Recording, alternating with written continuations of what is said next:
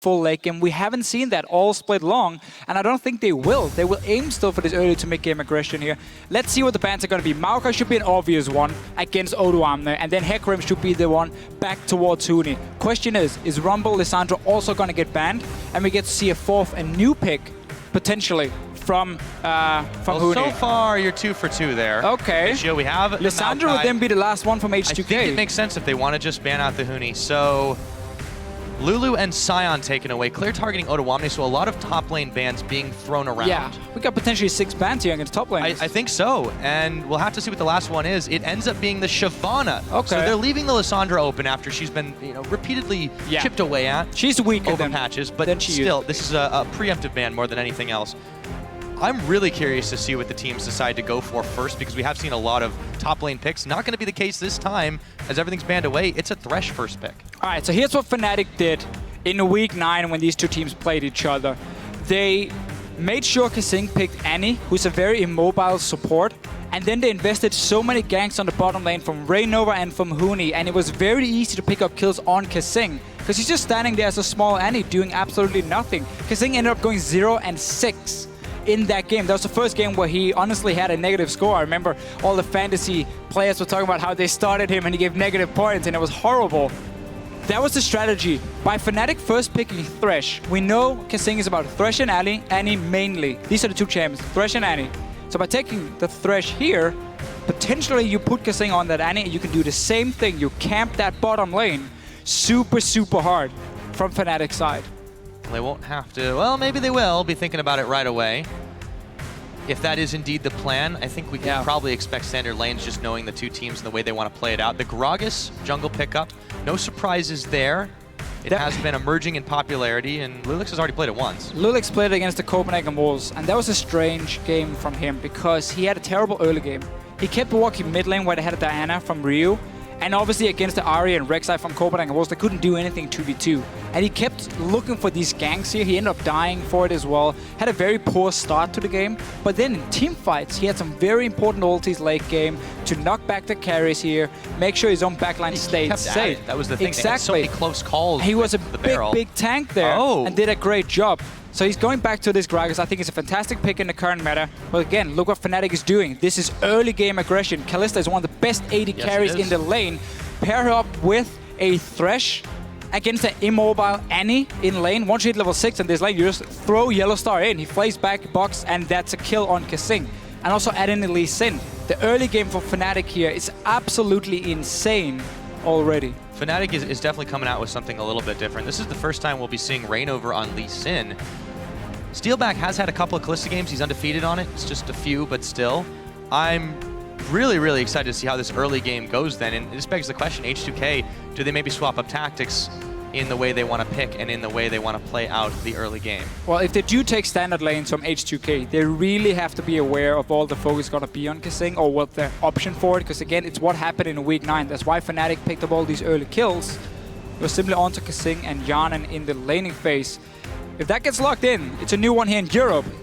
Zitai in China from IG has played it a few times in the top lane already. The champion diversity continues. Yeah, you can run Teleport Smite on it and go for Cinderhulk on the top lane Shen, but you can also run the standard Flash Teleport, which has been the more common one, at least a few times I have seen it in LPL, but it's basically a split pushing pick with double global. That's what you add in here, and it's a way of counter-ganking a super aggressive team that likes to tower dive, that likes to force fights.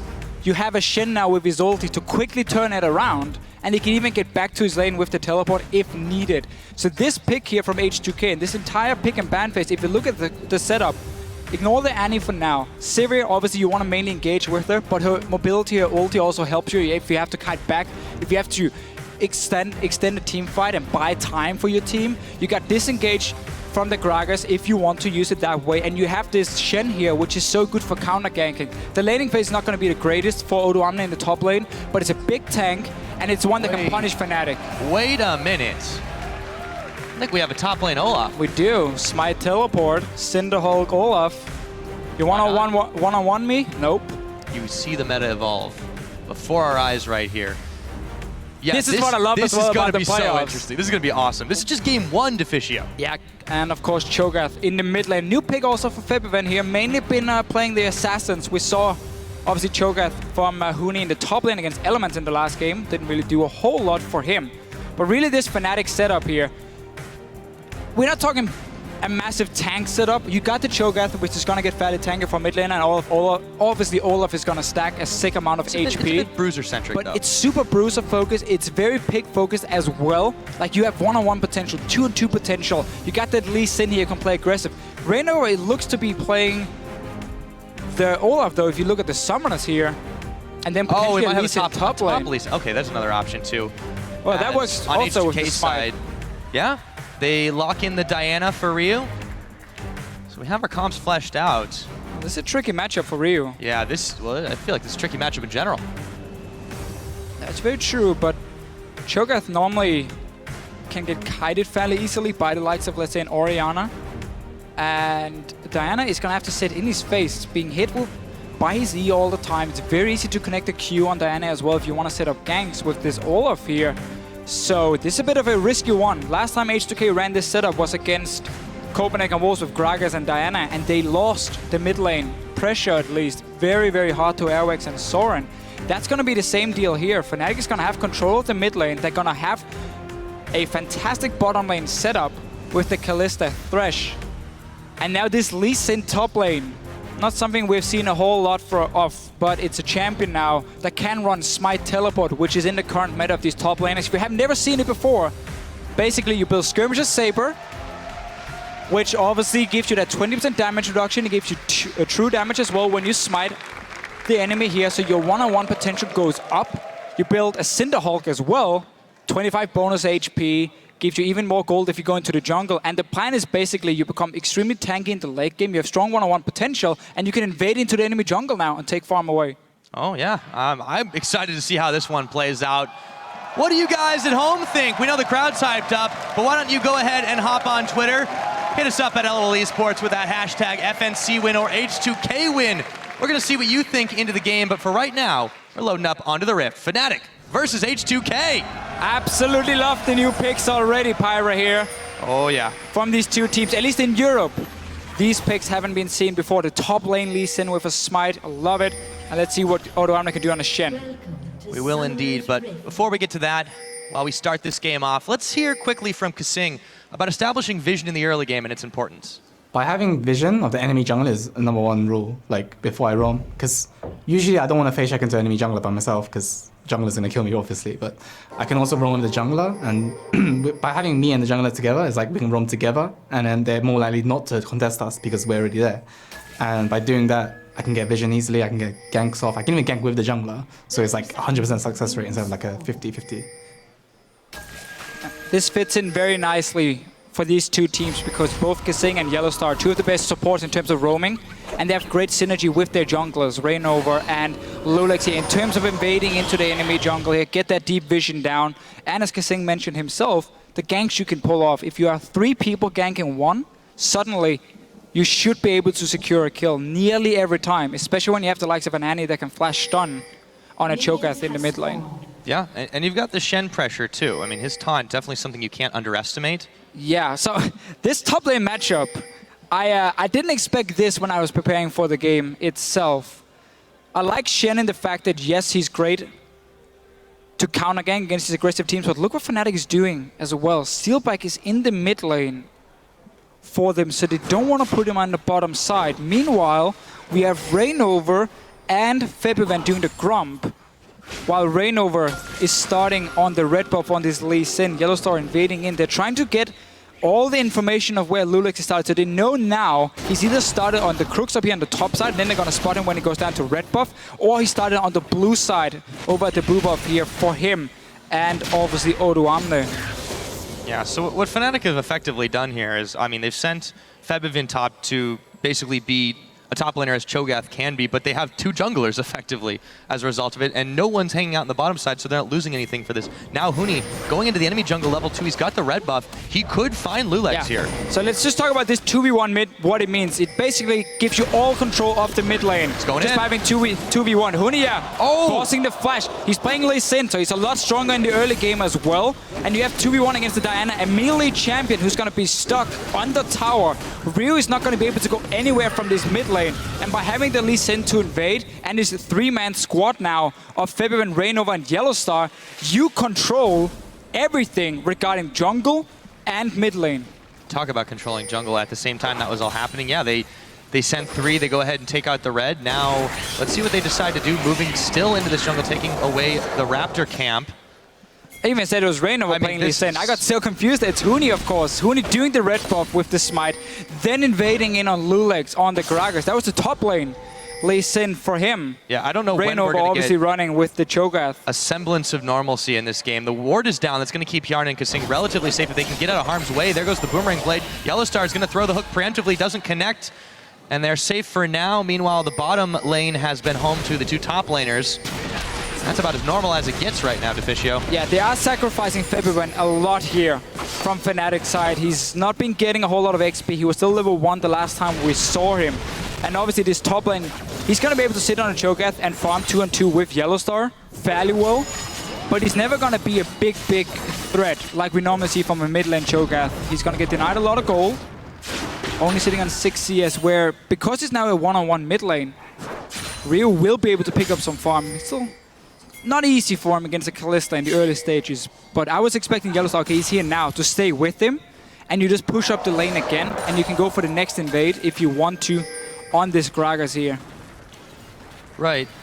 With Yellowstar here, it's going to make it a lot harder for Ryu to really pressure back on Steelback. Oh, he won't be able to do anything. Even before, he was having a difficult time of it. Kasing and Hjarnan waiting on the brushes, seeing if they could bait Febiven into anything. They have kept him far back on the farm, but this is the acceptable loss that Fnatic have taken in this one. They're getting themselves ahead in every other regard, but they're mid laner. If H2K can freeze the top lane now, then they make it very difficult for Febiven to pick up farm because he's already slightly behind. They're trying to set up a small freeze. They've now become quite an easy one because of this Q from Febiven. So they simply want to freeze the wave because then this Cho'Gath has to overextend in the lane and he's against an Annie with a flash who can stun him, potential jungler coming in, and then you are dead as a Cho'Gath if you're caught that far up the lane.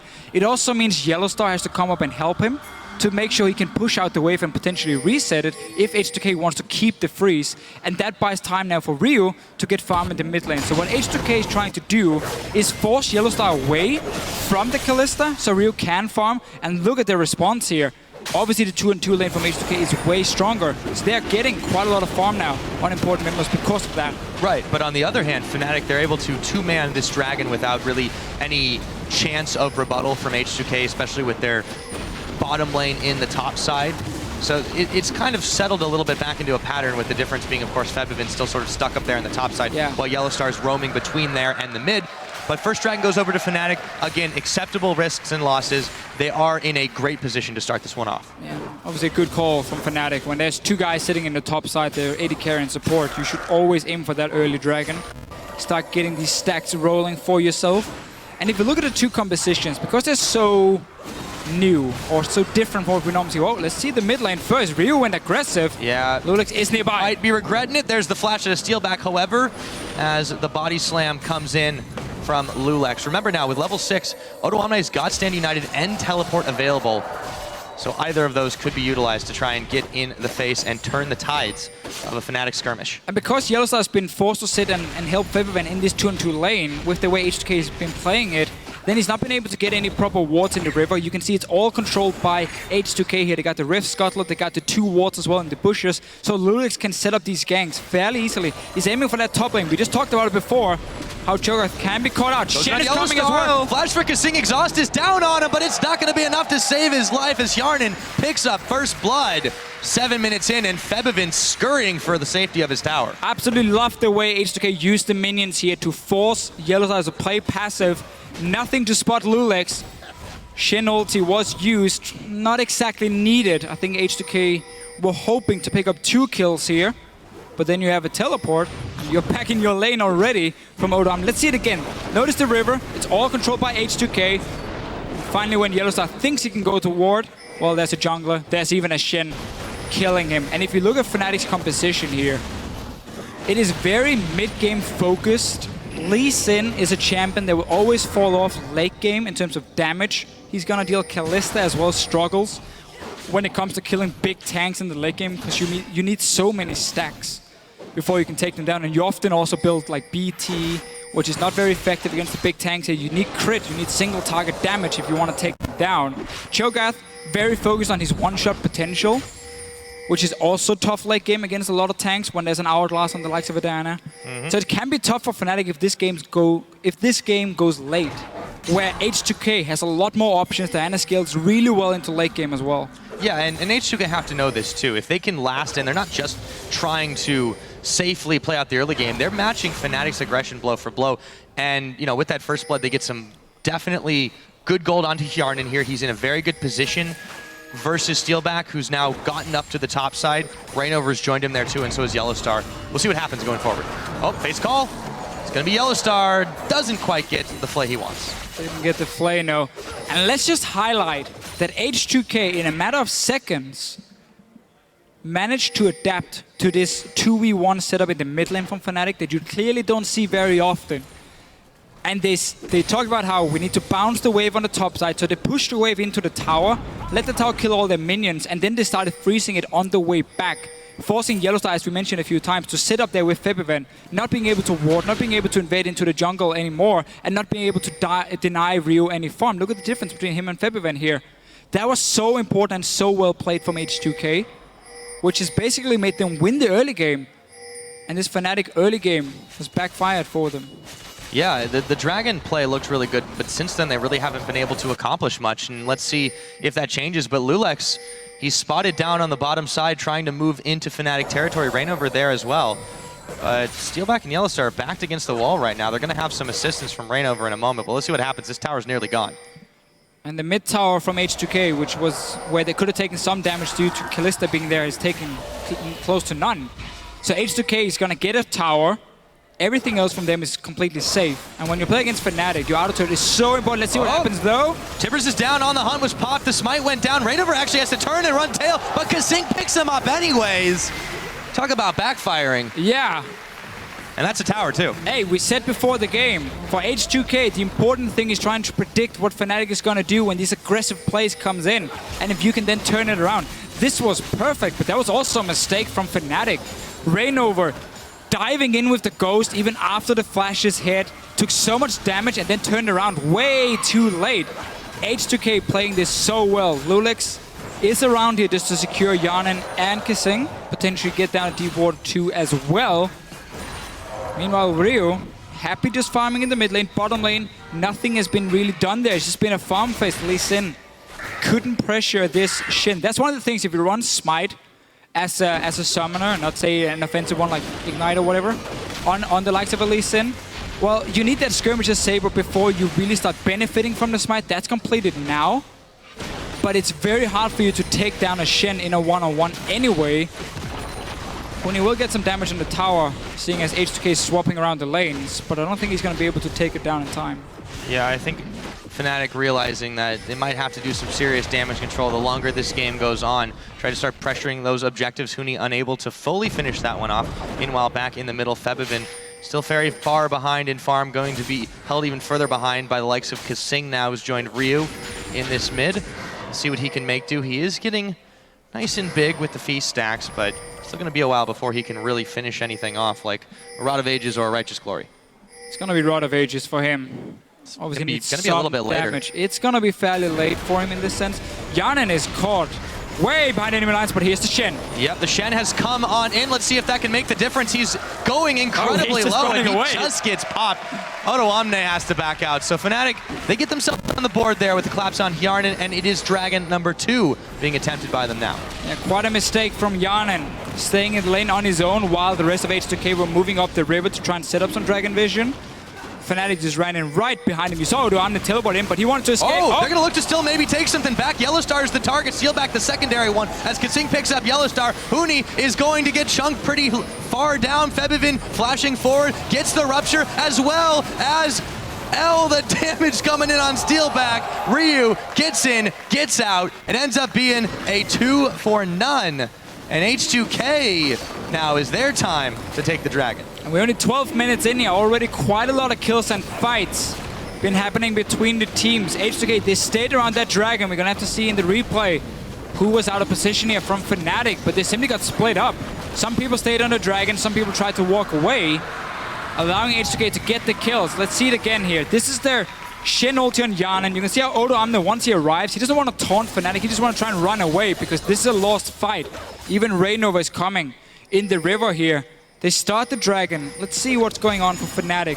Huni and Raynova stays on it while Steelback and Yellowstar is trying to run away, so they're now completely split up. Nice ulti from Kasing to start the fight.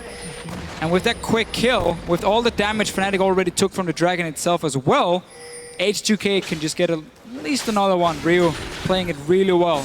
Oh yeah. Not only that, if you look at the way the fight prior to, or rather the collapse onto Hjarnan went, that Fate's call seemed a bit unnecessary. If that had been saved by Steelback, Yellowstar might still have been able to make it out. That's a very good point. Also, just the Fnatic have been on the same page, clearly. Yeah. I mean, half the team running away, half the team trying to finish a dragon. This is looking like a very different Fnatic than what we're used to seeing, so... Well, it's a Fnatic that had a clear strategy of going 2v1 mid lane, invade that jungle, take over the jungle with double smite. Keep in mind they're running double smite, so you have so much control of these monsters, these camps in there. You might even be able to get 4 buffs if you manage to deny the first one from being taken at level 1. But as H2K adapted to it and Febiven was simply left really far behind, they had to try and save him, and that's what cost them. And obviously Huni didn't have any real pressure against the Shen in the one-on-one lane either. We're gonna see Odo Amne here can stack armor because he's not gonna be the target for a Cho'Gath to one-shot. And the rest of the damage here is gonna be mainly physical from Fnatic, from the Lee Sin, from the Kalista. So if Odo Amne just completely stacks the likes of Randuin's Thornmails on this Shen, he's going to be near unkillable in the late game for Kalista and a Lee Sin. And that's going to mean the fights for H2K is going to be fairly simple. Yeah. Well, even though despite all of that fan vote quite going in Fnatic's favor. Let's see if it stays that way as Huni kicks Kasing over the wall, taunting onto Steelback. They knock him back with the barrel. It's a game of ping pong with the Fnatic members. Huni, though, going very, very low if Odo Amne has his sights set on him. This fight is incredibly messy. Kasing able to sneak around the side Ryu's and pick him off. Ryu coming in to see if he can clean this one up. Rainover going down. Yes, he does. It's over to Hjarnan. Kasing getting the stun off. Yellowstar, Febiven. Yellowstar flashing away. Febiven trying to stay alive, but it won't do a thing.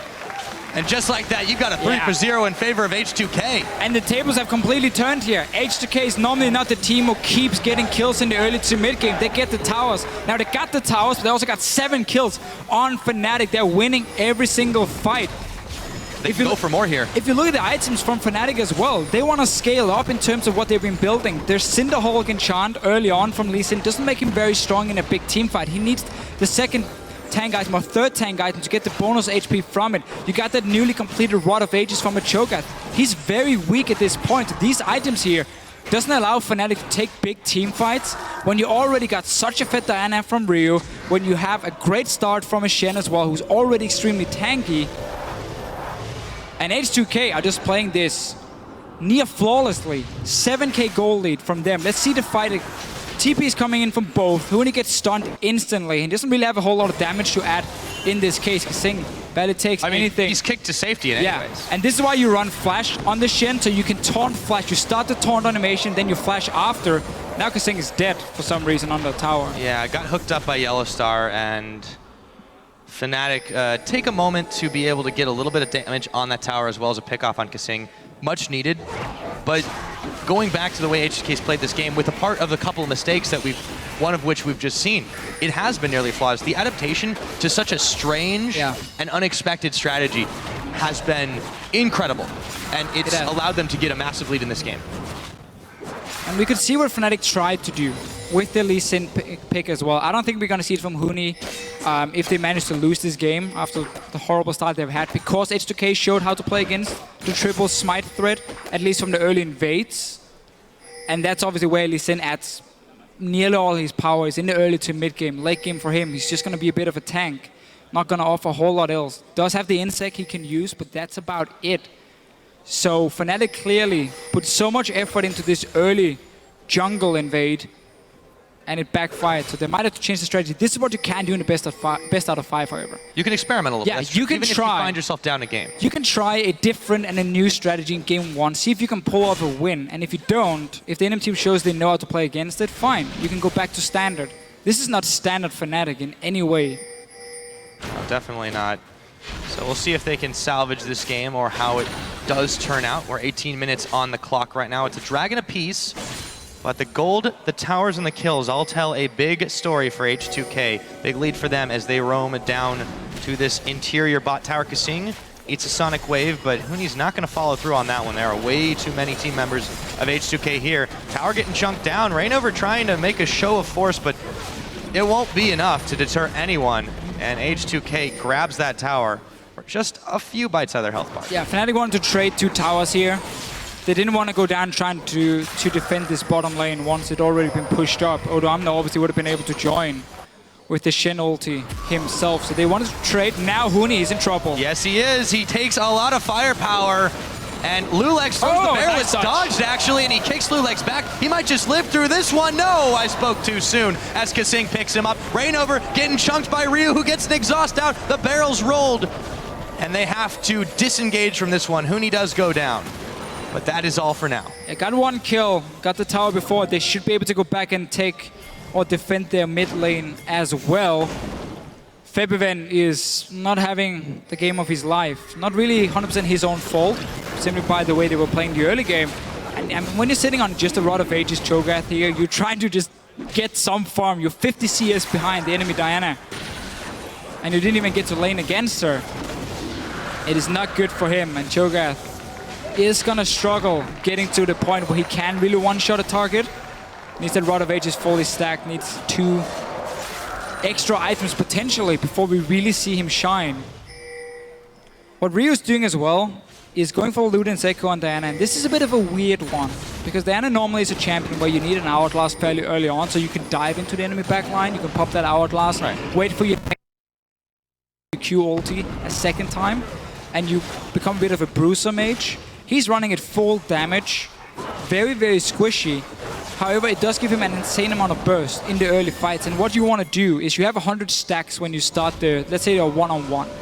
You throw the Q that procs the first Luden's Echo, and then you ulti in, you W your E, and your Q is going to be ready again. And by the time Q is ready, you should hit 100 stacks, and you proc it the second. If you don't, at least the Q will give you the 100 stacks, and then you ulti the second time, and that's going to proc it. So you get 2 fairly quick procs from the Diana in a matter of a few seconds, which is a lot of early burst damage. And what he likes to do then is go split pushing.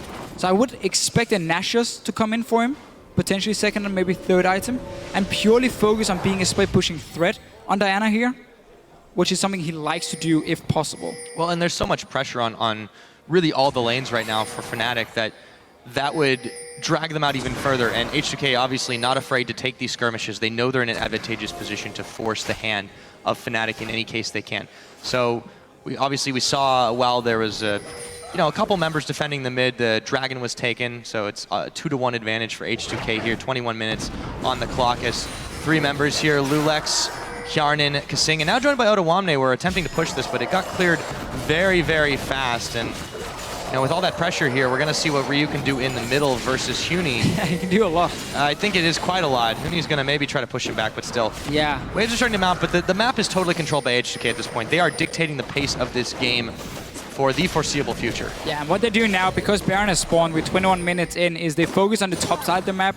That will give them control of the mid and top lane, and also Baron control, which you always have to respect. Because if they start a Baron or just bait it, it might force Fnatic to move out of their base and come in and try and stop them. And then there are so many wards from H2K to spot Fnatic all the way into the Baron, and they can just engage and get the right team fight for them, pick up a few more kills, and that's such a tough situation to be in for Fnatic. That's exactly what Kasing is trying to do here, just pushing Huni away.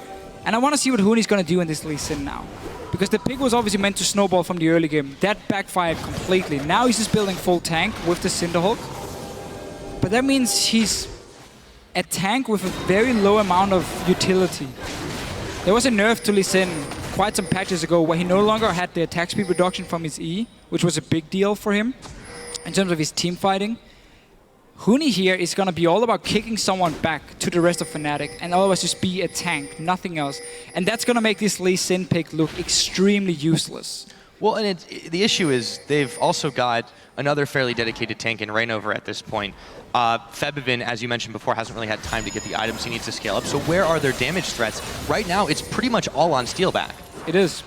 And it's not even like he's fed on Kalista. Yeah, 2 kills is great for him. He's going towards Phantom Dancer, which I like a lot, instead of the Hurricane build we still see from some Kalista players. You need to get some crit if you want to take down big tanks. You need to focus your single target DPS. Otherwise, you're not going to do anything to the big front line. So I like the fact he's not aiming for that Hurricane as a second item. But it's still going to take such a long time because he's going to need a Last Whisper. Might even have to go for Infinity Edge late game now that he already has that Phantom Dancer to kill a tank. And that's 2 items which he's not going to get within the next 10 minutes, where H2K is looking to close out this game because they're already so far ahead. Rio, because he has so much gold, when he goes back you get another large rod. He's even going for Death Cap now. Second item.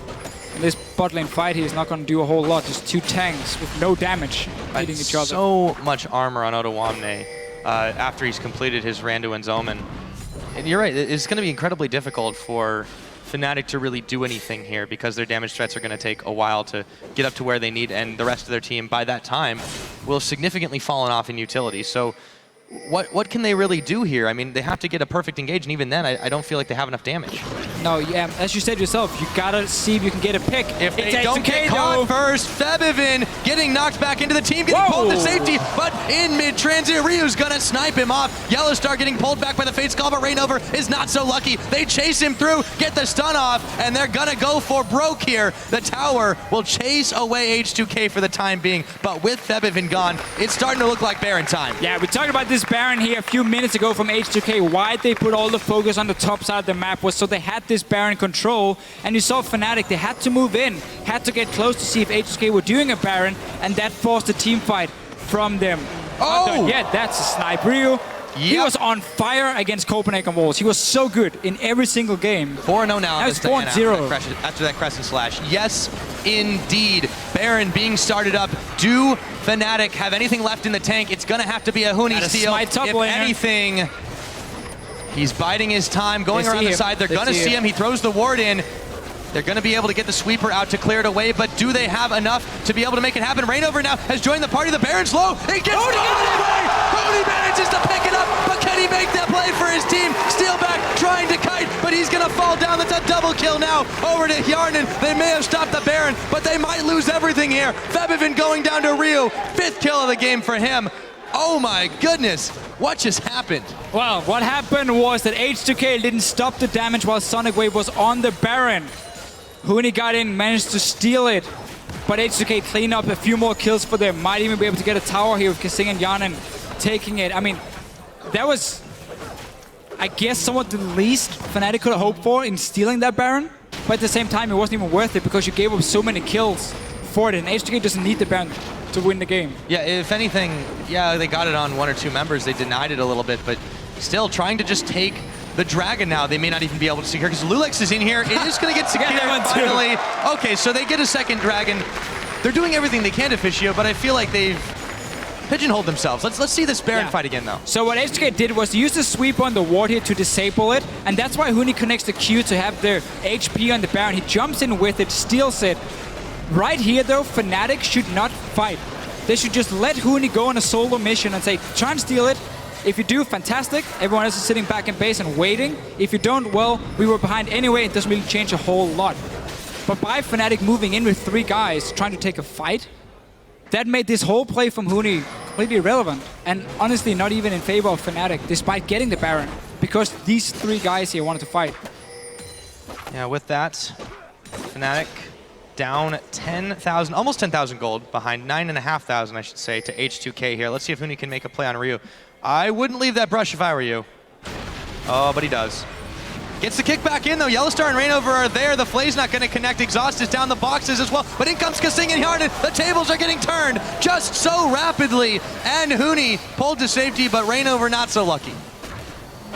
Poor Rainover. But like he's Not had a great game. He's been left a few times and killed for it. And Rio, 6 kills on Diana. It's not done yet, H2K. They're taking they're not. Huni, he gets knocked in with the barrel. He's going to get taken down by Ryu. Otoamne will fall, but so does Fnatic's inhibitor turret. Inhibitor being fired down next. 27.5 minutes in. H2K continue to press their lead against this Fnatic team.